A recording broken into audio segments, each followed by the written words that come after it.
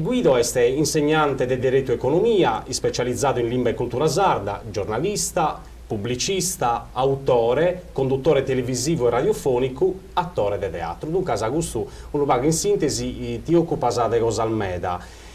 Guido, dal 2008 sei formatore e insegnante di sardo in sasi scuola, come a appena nato, ma vinza in entes assozioso. Proschino altro, in esperienza è mescamente astento in sasi scuola come insegnante di sardo. Ite progetto al fatto?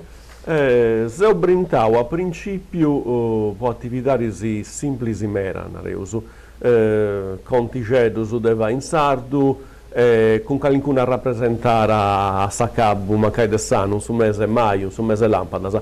A questi discorsi sono motivati sempre per uso serio, se ai ci si morirà, non che non fessi di serio su primo, ma a questi questa cosa cresce, gli insegnanti sicuro.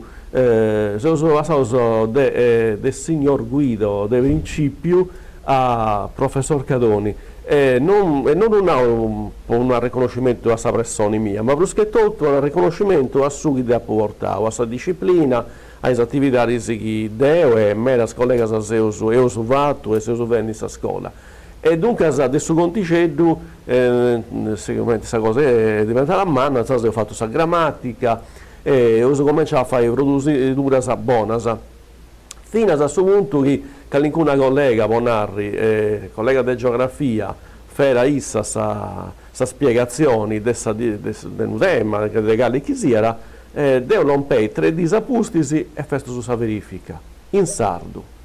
Dunque, se devo significare su che mi competera di sardo, issa significherà su che la competera di questa disciplina cosa sua. Dunque, se questa cosa a me piace, però dopo non è che cresce a pago a pago, finché sei una cosa di fiducia su uno con l'altro, ma finché sei una lingua sarda che a pago a pago, un gusto sano, se del 2008 a oggi, pago ai cinoesti, e cresce. E cresce finché sei questo rapporto con questa lingua sarda, sempre di uso, sempre per lo spago folcloristico e sempre di uso invece di una disciplina normale, in una scuola normale.